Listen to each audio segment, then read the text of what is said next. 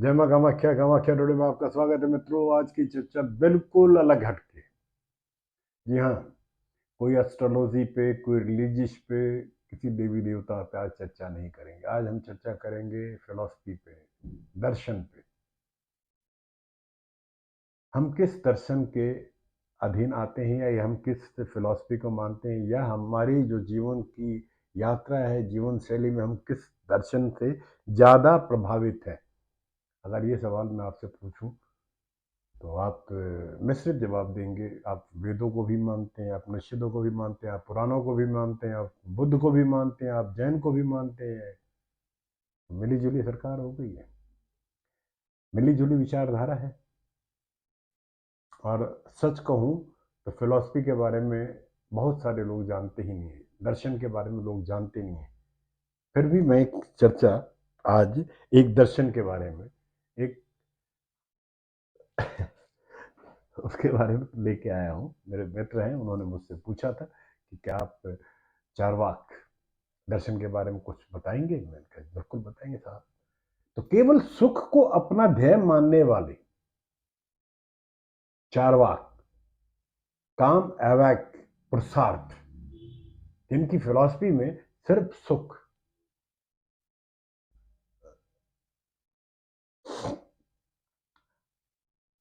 अर्थात काम, भोग विलास ही एकमात्र पुरुषार्थ है। इस एक वाक्य से ही आपको चारवाक्य की दर्शन की चारवाक दर्शन की मानसिकता समझ में आ जाएगी। मित्रों, हिंदू धर्म के अंदर 9 मुख्य दर्शन बताए गए हैं, जिसमें से 6 दर्शन आस्तिकवादी है और 3 नास्तिकवादी है। इन 3 नास्तिकवादी दर्शनों में से जो चारवाक दर्शन है वह घोर भौतिकवादी है।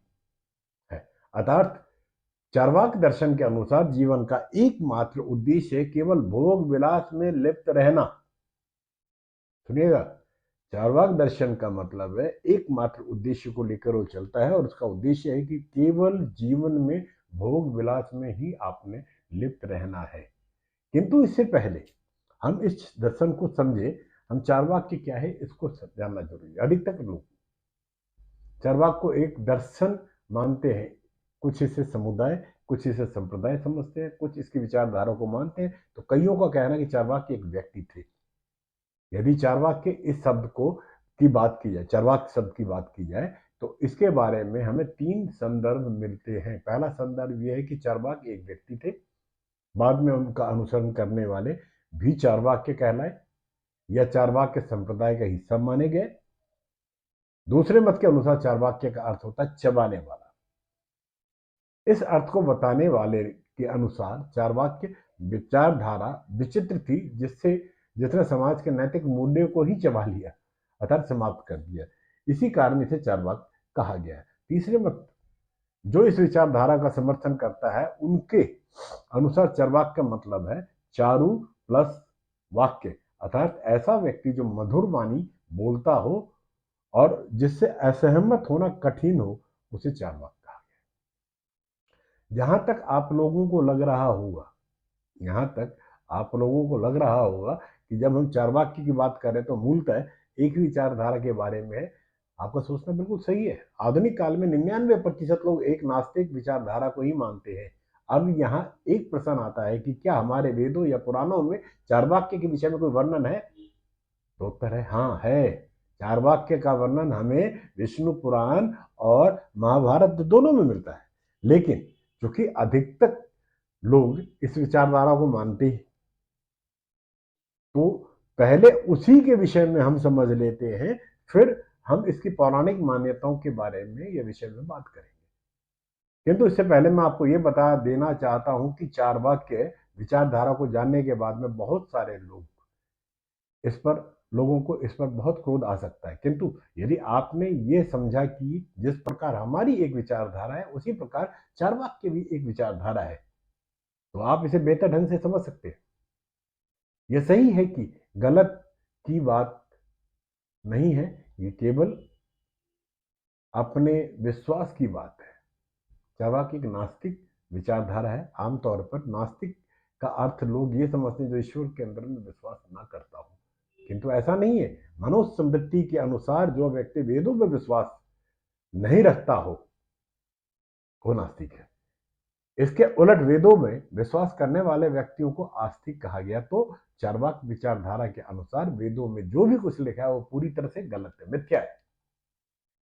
उसका केवल एक ही सिद्धांत है कि जो भी चीज वो देख सकते हैं, अनुभव कर सकते हैं, वे केवल उन्हीं पर विश्वास करते हैं। यही कारण है कि वे चार महाभूतों की बात करते हैं। उनके अनुसार वे आकाश को छू या अनुभव नहीं कर सकते, इस कारण वो महाभूत नहीं मानते। इसी प्रकार वेदों को केवल तीन वेद मानते हैं। वो ऐसा मानते हैं, अर्थवेद को वेद मानते ही नहीं, क्योंकि वे सोचते हैं कि अर्थ अर्थवेदम का बड़ा हिस्सा तीन वेदों अर्थात ऋग्वेद, सामवेद और यजुर्वेद का ही तो संकलन है। उस पर जो भी कुछ उन तीन वेदों में चार्वाक के अनुसार लिखा हुआ है सब मिथ्या है। इसी तर्क के अनुसार वो ईश्वर और आत्मा पर विश्वास नहीं करते, क्योंकि वो उसको देख नहीं सकते, अनुभव नहीं कर सकते। चार्वाक के मत के अनुसार मनुष्य के शरीर में कोई आत्मा नहीं होती, कोई चेतना नहीं होती, बल्कि चेतना होती है। जैसा कि इनके नाम से ही पता चलता है, तर्क में इन्हें हरा पाना मुश्किल है, बहुत कठिन है, क्योंकि इनके तर्कों के पीछे कोई तथ्य नहीं होता। ये किसी भी प्रकार के कर्मकांड, पूजा, व्रत, पर्व को नहीं मानते। ये हिंदू धर्म में वर्णित जन्म और मरण चक्र को भी नहीं मानते। इनकी मान्यता है कि ये मरने के बाद में सब कुछ समाप्त हो जाता है, ना कोई आत्मा होती है, ना कोई पुनर्जन्म होता है, ना, क्योंकि ये जीवन को जन्म और मृत्यु के बीच का ही काल मानते हैं। इसी कारण इनके लिए मोक्ष का कोई अस्तित्व नहीं है, कोई महत्व नहीं है। मृत्यु को ही ये मोक्ष मानते हैं। इनके अनुसार आत्मा, परमात्मा, पाप, पुण्य, स्वर्ग, नरक सब जैसा कुछ भी नहीं होता। कुल मिलाकर बात करें तो हिंदू धर्म के ये जो भी कुछ लिखा हुआ है उसमें से ये कुछ भी नहीं मानते। उनका यही मत अन्य धर्मों के विषय में भी है। ये घोर भौतिकवादी होते हैं। मतलब उनके अनुसार जीवन एक बार मिलता है, इसलिए से पूरी तरह से भोग विलास में लिप्त हो इसका आनंद लेना चाहिए। जीवन के परम सुख के अतिरिक्त जो भी कुछ उनके लिए है वो सब कुछ महत्वहीन है। हिंदू धर्म में जो चार पुरुषार्थ कहे गए हैं, धर्म, अर्थ, काम और मोक्ष, इसमें से वो केवल काम को मानते हैं। इनके अनुसार अर्थ अर्थात जितना भी धन व्यक्ति के पास हो उससे अपने सुख की प्राप्ति हेतु खर्च कर देना चाहिए। इनकी दृष्टि में बचत करना सबसे मूर्खता है। मूर्खतापूर्व किया हुआ कार्य ही बचत करना है।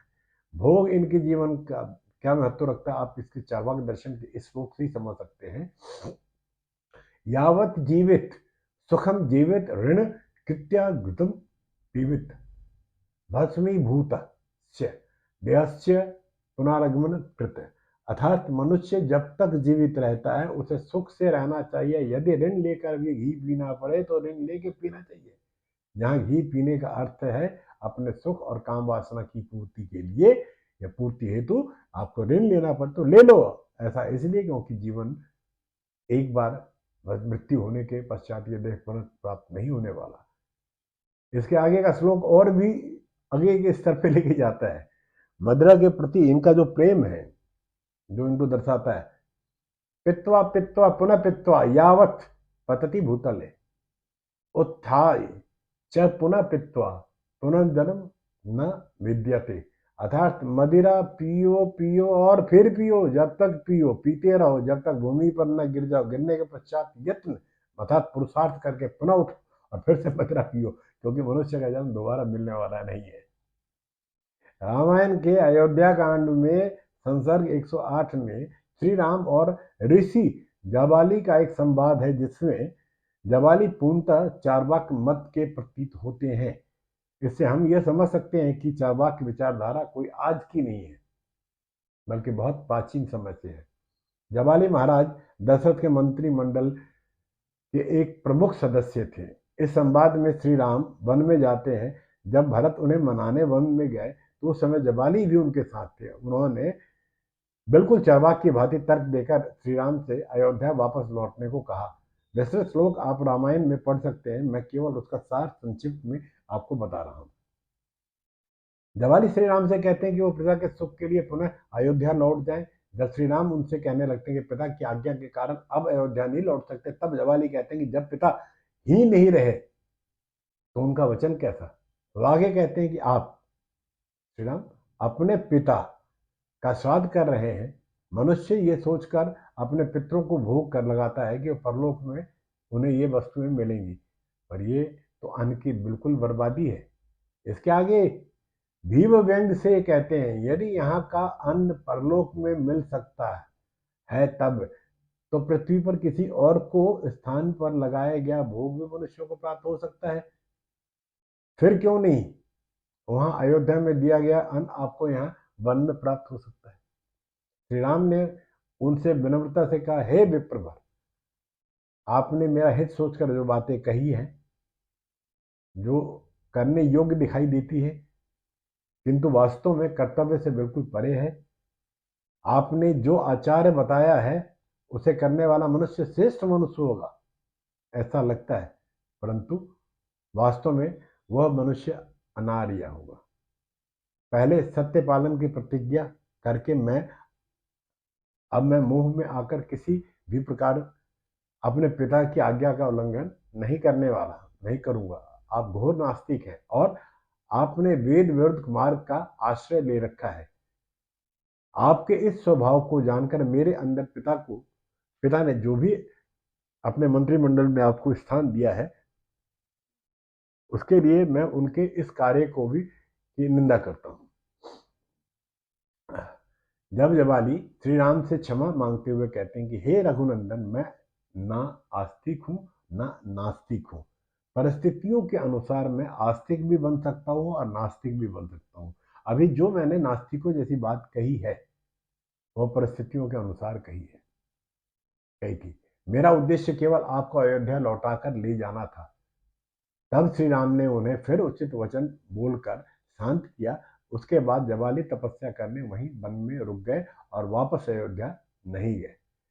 अतः अब अंततः आते हैं चरवाक के पौराणिक उल्लेखों पर। पुराणों के अंदर चरवाक विचारधारा की उत्पत्ति गुरु बृहस्पति से मानी गई है। यहाँ एक बार जानने के योग्य है कि बृहस्पति भी अनेक हुए हैं, इसलिए चारवाक का मत की रचना किस बृहस्पति ने की उस पर भी विवाद है। अधिकतर लोग ऐसा मानते हैं कि इस विचारधारा की रचना देवगुरु बृहस्पति ने की है, जबकि कुछ लोग ऐसा मानते हैं कि कालांतर में वात्स्यायन बृहस्पति हुए जिन्होंने ही चारवाक्य का मत का आरंभ किया। अब हम बात करते हैं वात्सल्य की। उन्होंने कामसूत्र की रचना की या कोई और, इसमें मतभेद है, किंतु अधिकतर स्थानों पर देवगुरु बृहस्पति का ही वर्णन मिलता है। इसके विषय में जो मान्यताएं प्रचलित है, पहली मान्यता के अनुसार चरवाक वास्तव में देवगुरु बृहस्पति के शिष्य थे जिन्होंने इस विचारधारा का विस्तार किया। बाद में जो भी हुआ वो उसके अनुयायी बने, उनके नाम पर चरवाक रखा गया। वह मान्यता आधुनिक काल में सबसे ज्यादा प्रसिद्ध है। एक अन्य कथा के अनुसार चारवाक विचारधारा की रचना देवगुरु बृहस्पति ने जानबूझकर असुरों के लिए कराई ताकि वो उनका अनुसरण करके धर्म से वियुक्त हो जाएं, ताकि देवताओं का वर्चस्व सदैव बना रहे। यही सोचकर उन्होंने इस मत का प्रचार केवल असुरों में किया, किंतु आगे चलकर कुछ मनुष्यों को भी इस मत का पता चला और उन्होंने इस चारवाक की विचारधारा मनुष्यों में भी फैल गई। चारवाक्य का एक और विवरण हमें विष्णु पुराण से मिलता है। कथा के अनुसार एक बार असुरों ने सोचा कि हम अधर्म के पथ पर हैं, इसी कारण देवताओं को जो सम्मान मिलता है वो हमें नहीं मिलता। यह सोचकर उन्होंने धर्मानुसार आचरण करना आरंभ कर दिया। इससे उनकी प्रतिष्ठा बढ़ने लगी और कई स्थानों पर देवताओं से अधिक सम्मान मिलने लगा। यह देखकर देवता बहुत चिंतित हुए और भगवान विष्णु के पास गए। उनकी बातें सुनकर श्री हरि ने हंसते हुए कहा, ये तो अच्छी बात है, अब आप में और उनमें कोई वैर नहीं रहेगा। तब देवताओं ने कहा, हे प्रभु, ये ठीक है, परंतु इससे हमारी श्रेष्ठता समाप्त हो रही है, अतः कोई उपाय कीजिए। तब श्री हरि ने हंसते हुए कहा, अच्छा, किसी और की प्रतिष्ठा से चिंतित है आप लोग, ठीक से सोचकर बताएं कि क्या आप यही चाहते हैं कि असुर पहले की भांति अन्याय हो जाए। इस पर देवताओं की अपनी सहमति दी। तब श्री हरि ने अपनी छाया से माया पुरुष को उत्पन्न किया और उसे मृत्यु लोक में भेजा। वही पुरुष वहां जाकर चारवाक्य के रूप में प्रसिद्ध हुआ और जब उसने ज्ञान अर्जित किया तो देखा कि लोग बेकार ही ऐसी चीजों के पीछे श्रम कर रहे हैं जिसका अस्तित्व ही नहीं है, घूम घूम कर भौतिकवाद का प्रचार करने लगे। उसमें धर्मपरायण व्यक्तियों को मूर्ख कहा और ईश्वर की सत्ता को मानने से इनकार कर दिया। उस समय जब पृथ्वी पर सर्वत्र धर्म व्याप्त था, एक व्यक्ति का अकेला सभी परंपराओं के विरुद्ध खड़ा होना कुछ लोगों को बड़े साहस का काम लगा, क्योंकि चार्वाक केवल सुख और भोग के लिए ही कहते थे। इस कारण असुरों के साथ साथ मनुष्य को भी वो आसान लगा। यदि सुख मिल रहा हो तो भला कौन सुख को छोड़कर कठिन तप कर ईश्वर को प्राप्त करना चाहेगा। इसी से धीरे धीरे चार्वाक प्रसिद्ध होने लगे, उनकी प्रसिद्धि बढ़ने लगी, उनके अनुयायियों की भीड़ बढ़ने लगी, उन्हें महर्षि की उपाधि तक दे डाली।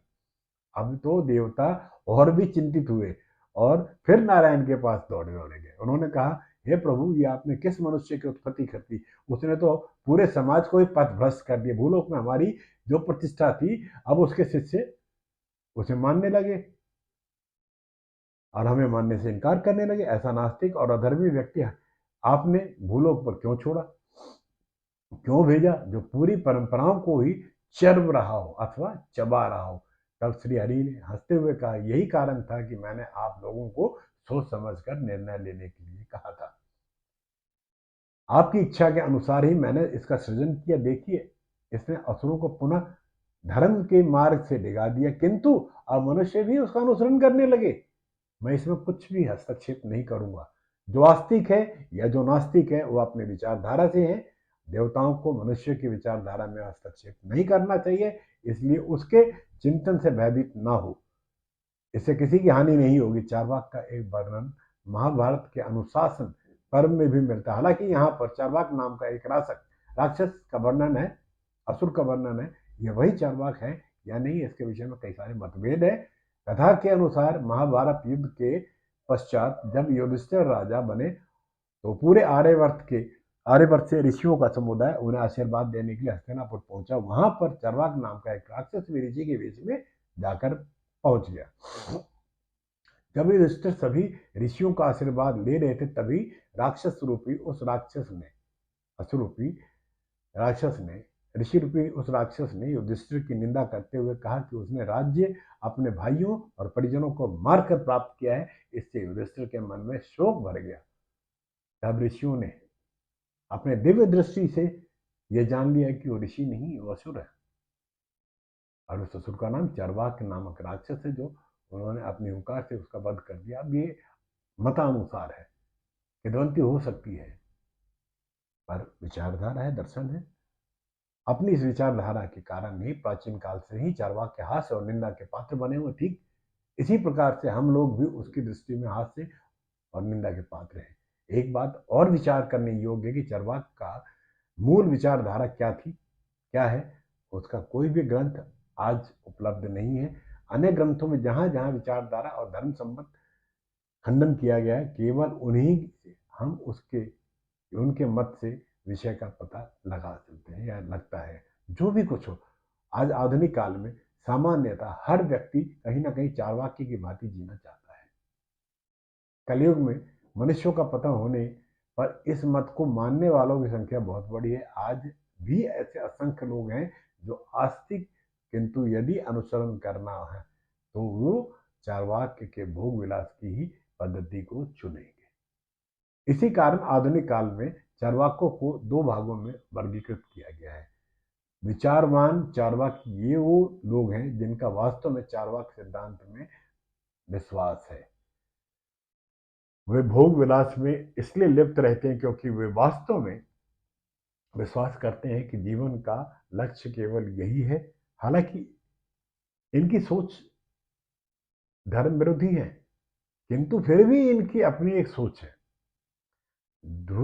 धूर्त चार्वाक आधुनिक युग में इनकी संख्या बेहतर बेतहाशा बढ़ती जा रही है। ये वो व्यक्ति हैं जो बाहर से दिखाते हैं कि वास्तविक है और धर्म में आस्था रखने वाले होते हैं, किंतु इनका रहन सहन, जीवन शैली चार्वाक की बहती है।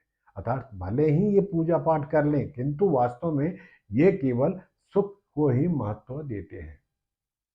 इनके लिए सब दिखावा है, सब कुछ होता है। उसके लिए अनावश्यक ऋण लेने से भी वो नहीं चूकते, चाहे उन पर, इनके परिवार पर संकट ही क्यों ना आ जाए। यदि आप अपने आसपास देखेंगे तो धूर्त चार्वाकों को बहुत बहुयात पाएंगे। तो एक बार फिर से कहना चाहूंगा कि विचारवान चार्वाक्य के संदर्भ में यहाँ सही और गलत की बात नहीं, बल्कि अपनी अपनी विचारधारा की बात है। हिंदू धर्म सदैव से ही इस बात का समर्थन किया है कि हर एक मनुष्य को अपने मार्ग से ईश्वर को प्राप्त करने का अधिकार है। कदाचित चार्वाक के लिए सुख ही तो वो ईश्वर को है जिसे वो सदैव प्राप्त करने के लिए प्रयत्न करता रहता है। तो मित्रों, चार्वाक जाने, चार्वाक की विचारधारा जाने, हर तरह से हमारी नज़र में हम उनको गलत कहते हैं तो उनकी नज़र में हम भी तो गलत हैं। आज अगर हम इस भौतिकवादी में आधुनिक युग में देखें तो जो आदमी सबसे ज़्यादा भक्ति की आड़ में बैठा हुआ है, दिखावा आडंबर करता है, उसकी विचारधारा भी तो चार्वाक से ही है, क्योंकि उसको भक्ति करके भोग ही तो प्राप्त करना है उसने, भोग को पाने ही तो उसका ध्येय है, भोग विलास ही तो उसका ध्येय है। खैर, सबकी अपनी अपनी विचार हैं, सबके अपने अपने विचारधाराएं हैं।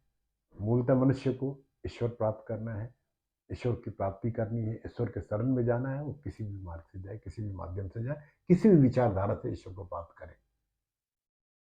मित्रों, आज की चर्चा यहाँ संपन्न करता हूँ और उम्मीद करता हूँ कि अगर चर्चा आपको पसंद आई हो तो ज़रूर कमेंट से मुझे अवगत कराएं, और चैनल सब्सक्राइब नहीं किया हो तो चैनल सब्सक्राइब करें और आशीर्वाद दें। जय मां कामाख्या। आपका दिन शुभ हो।